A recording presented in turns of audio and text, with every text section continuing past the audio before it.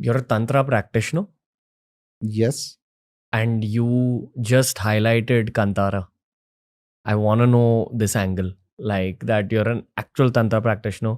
And for those of you who are tuning into this podcast for the first time, you need to check out the first episode to understand Rajarshi Sir's experiences.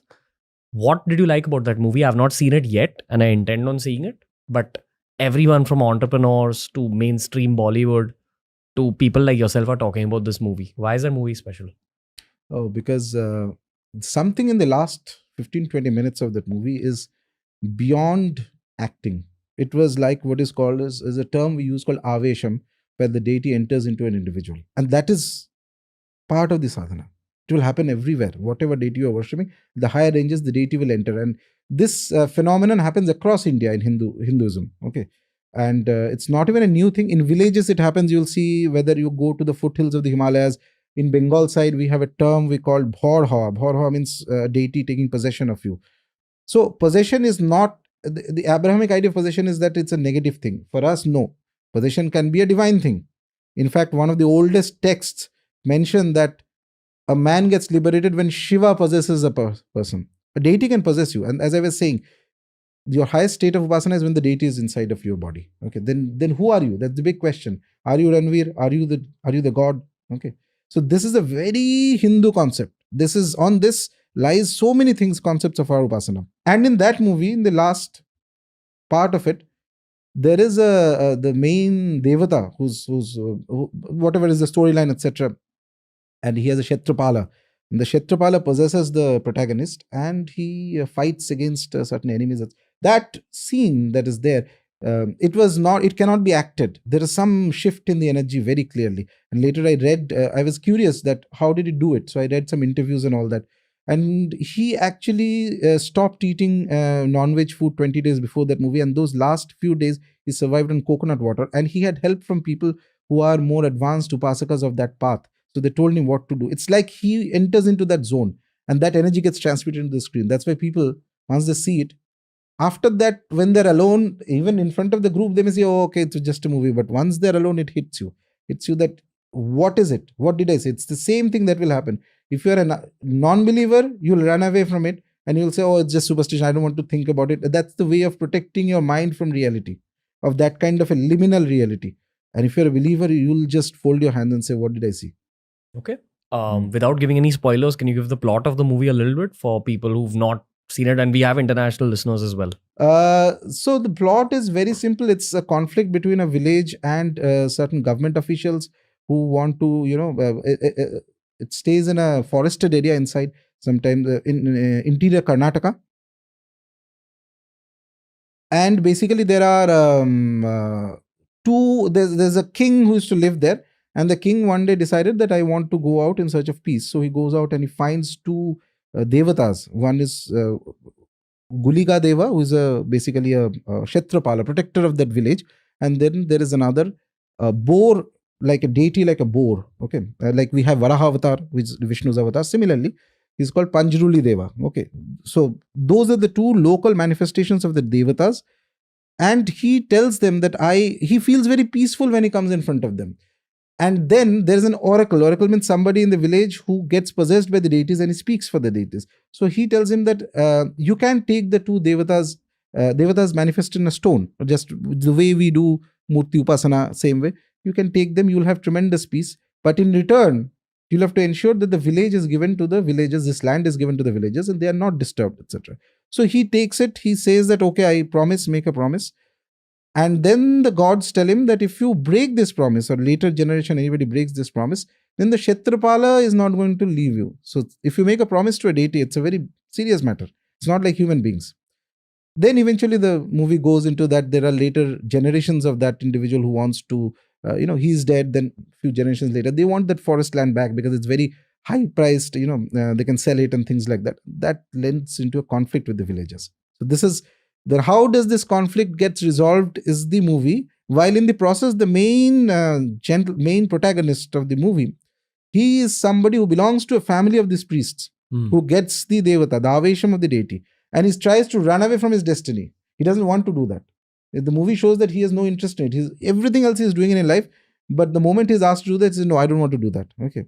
But the deities are like this. He has a chosen destiny. So the Devata keeps manifesting signs to him. There are dreams that are happening. He's hearing voices, etc., etc. Eventually, it brings into a culmination where he finally gets possessed by the deity. And in that state, it's beautiful. It's like, it's indescribable how that last few scenes come out in the movie. So that's why I think it's a wonderful movie. And the spiritual concepts shown within the movie are based on Yes. actual tantra. And exactly. Those are real concepts. He wasn't making anything up. That is precisely how Devata Upasana happens in Dharma. And by the way, this concept of being possessed is not at all a new thing by a deity. It's there from the Vedic times. It's there in the Mahabharata. It's there in various other texts. In fact, in the previous podcast, I was just referring to something. When you do a upasana of a devata, you do something known as nyasa, which is basically you place specific mantras in different parts of the body. Okay?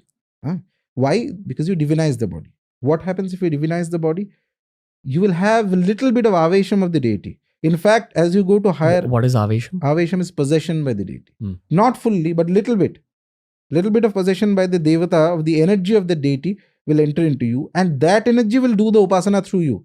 Your own effort is not enough to reach there. Upasana is practice. Practice. Any practice you are doing. So eventually at the higher stages, the person realizes that even his efforts are not his efforts. It is he or she whom he is worshipping, the devata, the god, whoever is. It's anugrah, blessings of the deity who enters into you, his or her Shakti enters into you and gets the practice done through you. And that happens through a mild amount of avesham, mild or more avesham, depends. That's the practice. The director of the movie, Rishabh Shetty, has also come to the forefront, and he's kind of the mind behind this concept of Kantara. Okay. So I'm sure he had some idea about these concepts, and that's how he, of course, manifested it. But on a more spiritual level, is it the choice of the deities around us to have movies like that come to the forefront and concepts like this come to the forefront? Where were podcasts like this 5 years ago? I wouldn't have dared to do it as a content creator. Why do I dare to do it now? And we get deeply criticized for doing podcasts like this. Right. So I can feel Maya trying to pull me back.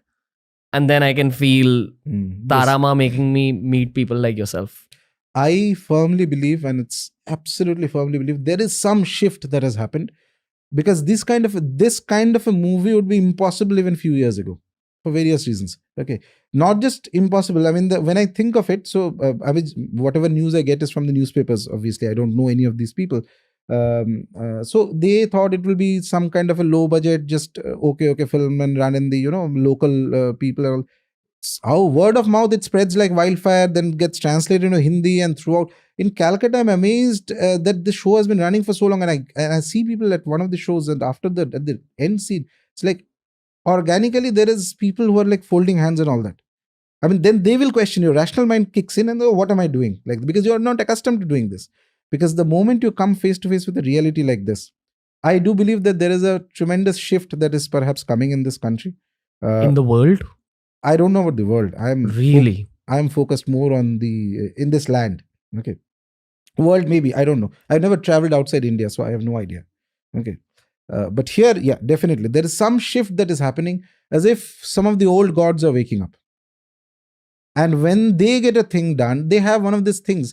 If a deity blesses a creative endeavor, be it a movie, be it anything, it will cause a tremendous, the kind of reaction that you're seeing to the movie,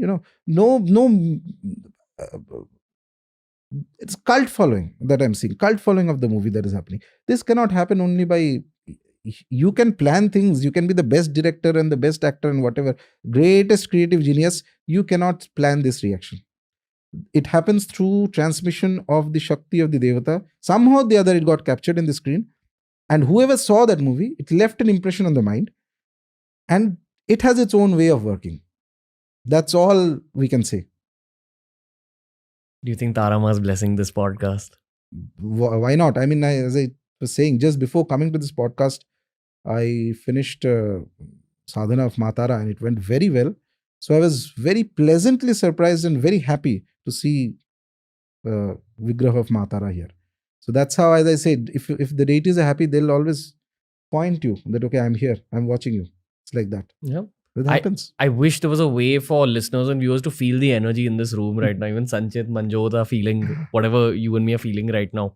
And this is not like Mm. a podcast experience we've had in the past. I feel the podcast itself has hit some new zone, not just through this episode, but some of the episodes we've recorded lately have just been much more intense. If you enjoyed this video, just know that this entire channel is full of playlists that'll take you down different pathways of learning. All sorts of subjects, all sorts of genres, all sorts of guests, but the one commonality, lots of knowledge. Enjoy TRS clips.